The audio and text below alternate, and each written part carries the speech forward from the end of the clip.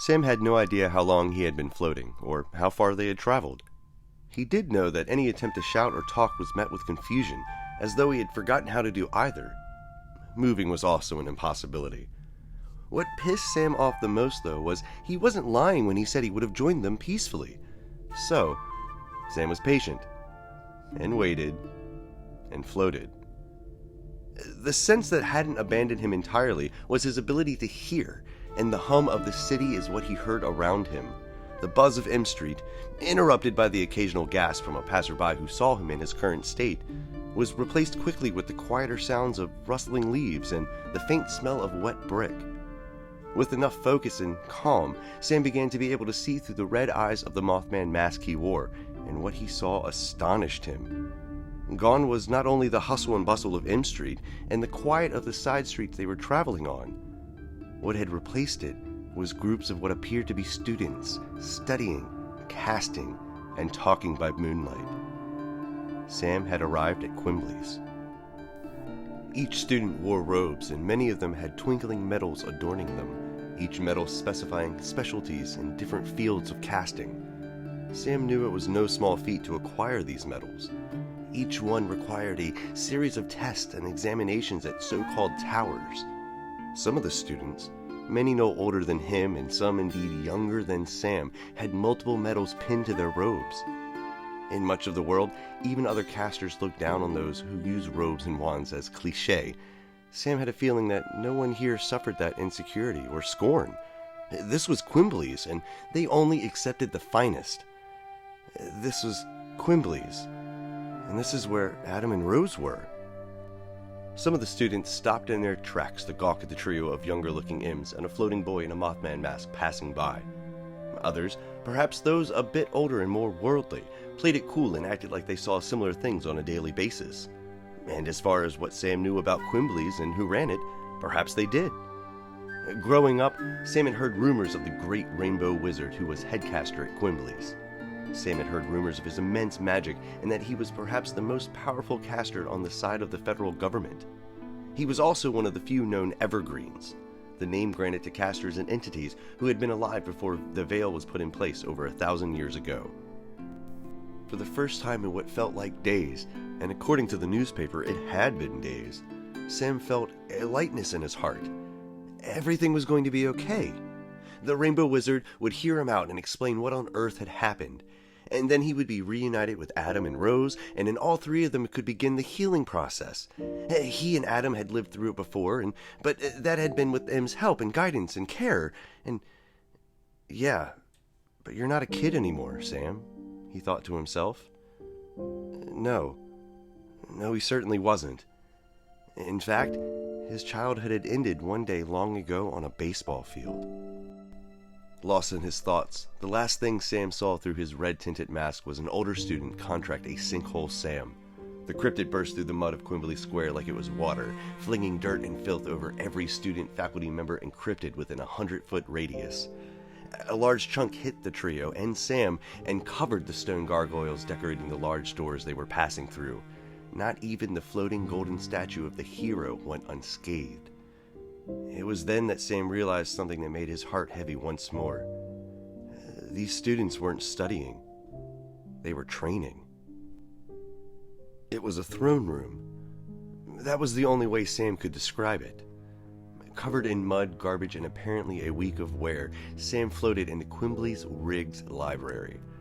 For reasons never completely explained, they decided not to rename it despite the rebranding of the rest of the university. It was a grand hall, like something out of a fairy tale. Or at least Sam thought it was. With the mud obscuring his already limited vision, Sam wasn't too sure of anything he was seeing. And then, a voice. "Ah, Sam Sinclair," an old but strong voice shouted and reached Sam as an echo. "Number 1, number 2, number 3. This isn't any way to treat our guest now, is it?" The voice continued in a lightly chastising manner. In an instant, the Mothman mask that had imprisoned his senses flew off his face, and Sam watched as it disappeared into the bookshelves above him. The true grandeur of the library was revealed. Ceilings that reached up into darkness, and books, spell books, covered the walls as far as the eye could see. They moved and floated in organized lines, off to whomever magically summoned them from whatever table in whatever distant room. It was as beautiful as it was eerie, because not a sound was heard from this entire spellbook march. It was a library, after all. And beneath this floating traffic there was a throne of gold, and in this throne of gold sat an old caster in a rainbow-colored robe. Flanking either side of this golden throne and performing various clerical tasks out and about the room were more of M's young lookalikes. So not triplets, octuplets? Sam thought to himself with confused amusement. Looking closer, Sam was more sure of their resemblance to M, although he had his doubts that M had actually ever been young. As Sam's eyes adjusted to the light and the scene unfolded before him, he finally got a good glance at the Rainbow Wizard. A long white beard, neatly trimmed, flowed from his face into the floor. Hidden beneath snow-white caterpillar eyebrows, 2 jade-green eyes peered at Sam with an animalistic fierceness.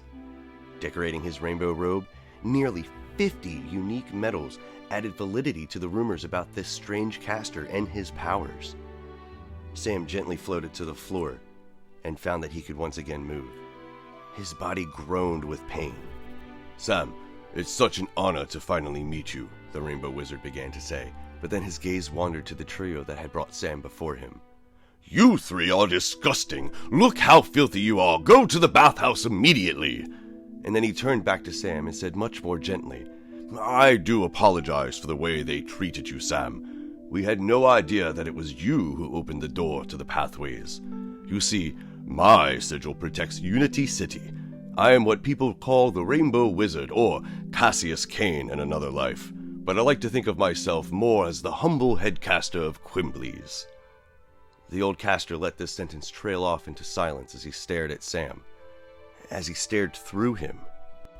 "Ah, of course, you can't speak. Let me remove that pesky spell for you." And without a single gesture from the head caster, Sam felt a pressure surge across the 20-foot distance between him and the throne, and what felt like fingers gently touch his throat and remove something hidden. With a gasp and a cough, Sam fell to his hands and knees. In a hoarse voice, the questions he had began to flow through him. "Point Pleasant was destroyed by Mothman." "Yes, we already know." The headcaster broke eye contact with Sam, and what appeared to be real pain distorted his face. "We already know, Sam." "How? and how the hell do you know my name?" With this question, the old caster looked back at Sam, and Sam saw a flash of anger cross his features that lasted only a fraction of a second. But Sam did see it. "Sam, Mothman destroyed Point Pleasant over a week ago." Sam had suspected as much based on what he had learned in Georgetown Tobacco, but hearing it didn't help alleviate his confusion. From his perspective, M had pushed him through the door a mere 8 to 12 hours ago. Even though, now that Sam thought more deeply about it, it had been nighttime when Mothman appeared at the radio station and daytime when he emerged in Unity City, something didn't add up. I don't understand," Sam pleaded to the headcaster. "Just tell me everything I need to know, damn it. Can't you tell I'm a little messed up right now?" No, of course you don't. The pathways are quite tricky. They are an old type of magic that even I must admit to having a difficult time understanding. Everything has a cost, you see. You traveled a very long distance, but it was quite short in the pathways, right? That short distance has a cost, and that cost is time. It's not quite that simple, but time and space never are. And with this, the headcaster let out a dry chuckle, the kind of laugh one has after telling the same joke many times. The laugh was more of a tick than an expression of joy. "Tell me, Sam, was it you who opened the door to the pathways?" the headcaster repeated more firmly. Tears sprang to life, and Sam tried to hold them back. "It was my father, M. He's dead. He died protecting me from Mothman," Sam said, his voice shaking. This confession was met with silence. Sam was busy using his jacket sleeve to wipe the tears from his face when every hair on his body began to stand on end, as though a lightning bolt were ready to strike nearby. When Sam's vision cleared and he looked at the headcaster, the old caster's face was shrouded in shadow.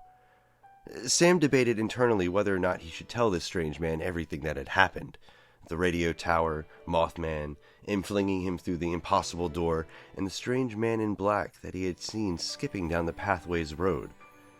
But something told him, call it a gut feeling, that perhaps this man hadn't earned Sam's secrets.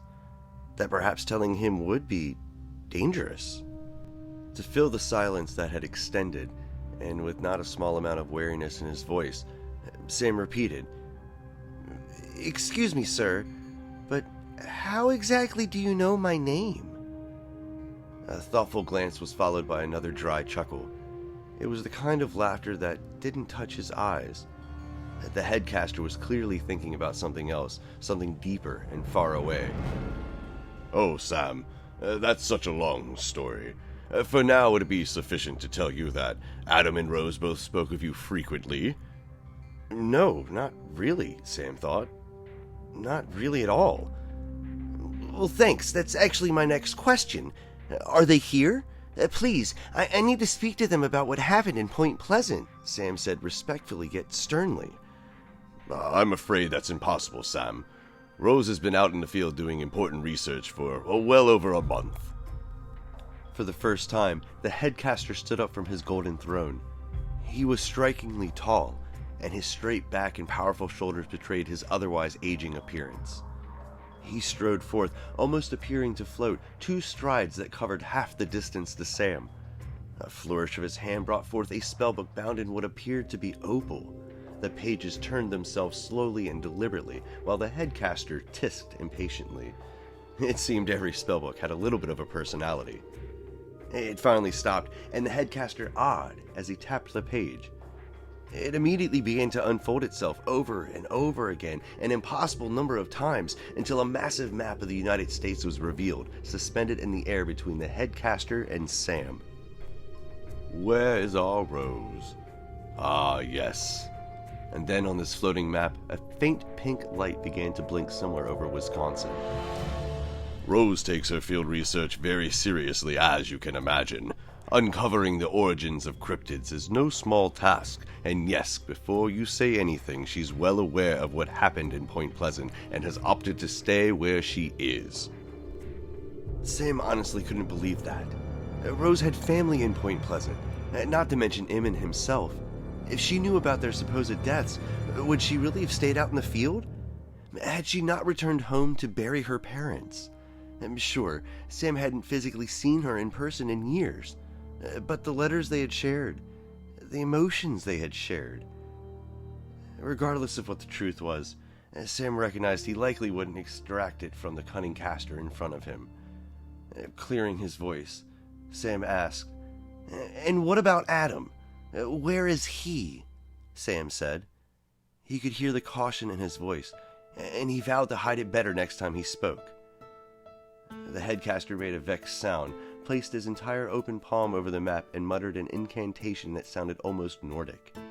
Several hundred green lights exploded into the map's canvas, reflecting brilliantly on the caster's own emerald eyes. I don't understand. How can Adam be in all these places at once?" Sam said, bewildered. He's not. Despite my best efforts, every time I use a searching or navigation spell to track Adam's whereabouts, I inevitably track... You track what, sir? Gumbaroos. Gumbaroos? Yes, Gumbaroos. Filthy beasties. Adam's idea of a joke, I would imagine, the headcaster said with very little mirth. Except Sam didn't really know Adam to make jokes like that, especially on a man that was headcaster of his university.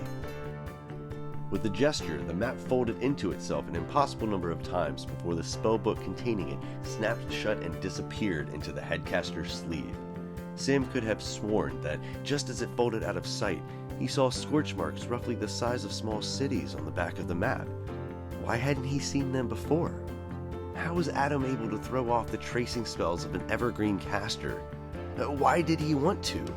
Before he could ask any of this, the old man interrupted his thoughts. Adam was actually here when the news about Point Pleasant broke. He left only 6 days ago. the headcaster said nonchalantly, almost as an afterthought. Adam was here? Where did he go? When will he be back? When can I see him? Sam had taken several steps forward, following the headcaster back to his throne. The headcaster turned around and extended his arm as a barrier. His face was scrunched up, and Sam was reminded of his own smell.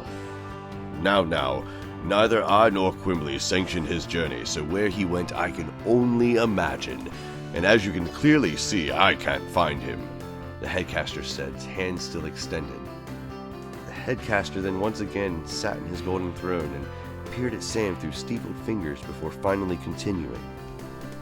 Adam has spent the last several years here training for one purpose, and one purpose alone: destroying the Mothman.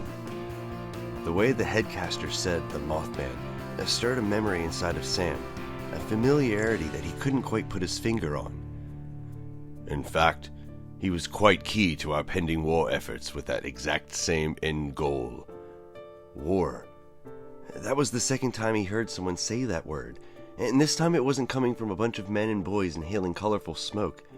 It was coming straight from the headcaster of Quimbley's, the strongest caster the good guys had to offer.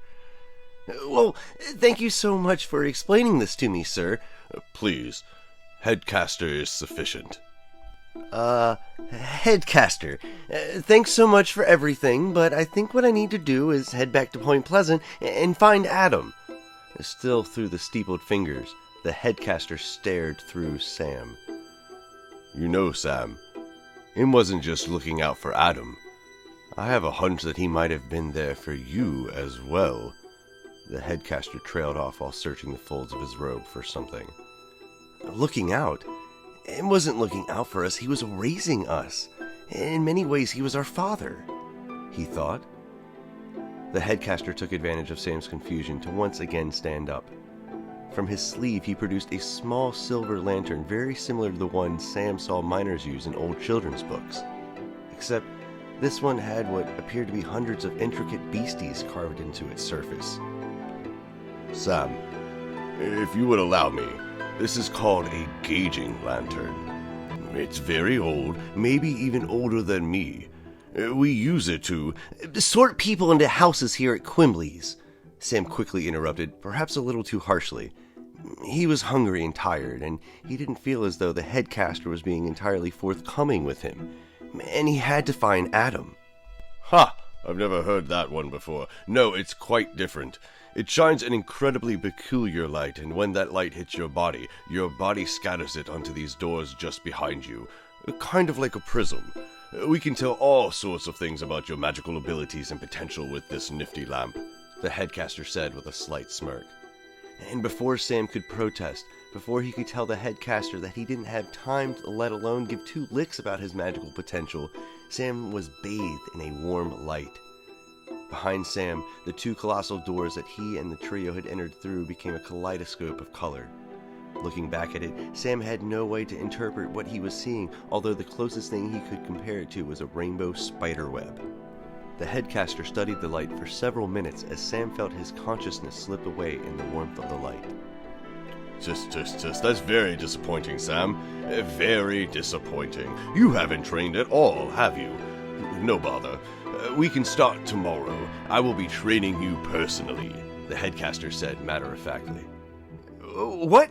No! Sam's speech was slurred. What else had the gauging lantern done?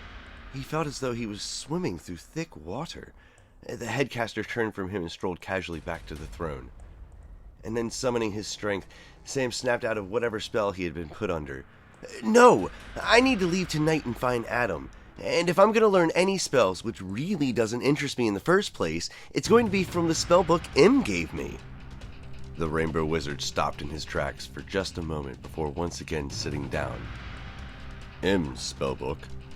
It wouldn't happen to be a blood-red book, would it? May I see it? Absolutely not, a voice screamed inside of him to get away, and get away soon. Despite the headcaster's pleasant demeanor and kind tone, there was something primal and twisted in the way he was looking at Sam. Sam began to back away slowly like a cornered animal. The headcaster began to comically search his robes for something. Oh, you know what? Actually, I think I have it right here. And with a flourish and a smile, the headcaster revealed M's spellbook from his sleeve of his robe. In a panic, Sam ripped off his backpack and tore it open. M's spellbook was nowhere to be found, and all that remained was his homemade cryptic camera and some other tools. Crafty son of a bitch, Sam wanted to say, but before he could, the air around him became charged. Slowly turning his gaze back to the headcaster, he saw the old caster extend his hand above M's open spellbook and mutter incantations that made the throne room vibrate with their power. The spellbooks that had been diligently floating through the air above them began to scramble, bump into each other, and explode into great showers of magical confetti. Breaking out of a cold sweat, Sam could hardly move. He had only felt this level of casting the moment after M pushed him through that impossible door. And then it was over.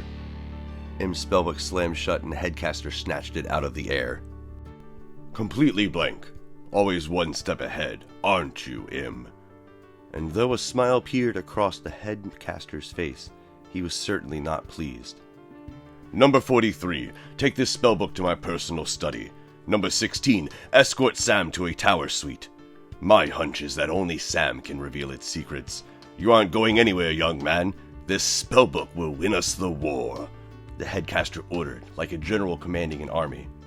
As more of M's younger lookalikes poured into the room like the headcaster's personal army of Oompa Loompas, Sam was only able to utter one last question before being ushered away through a side door he hadn't noticed before. Headcaster! Kane! How exactly do you know M? A last wistful smile was immediately hardened by darker thoughts as the headcaster ran his fingers over the cover of the crimson spellbook before handing it to number 43 and then whispered, I was his student. A long time ago.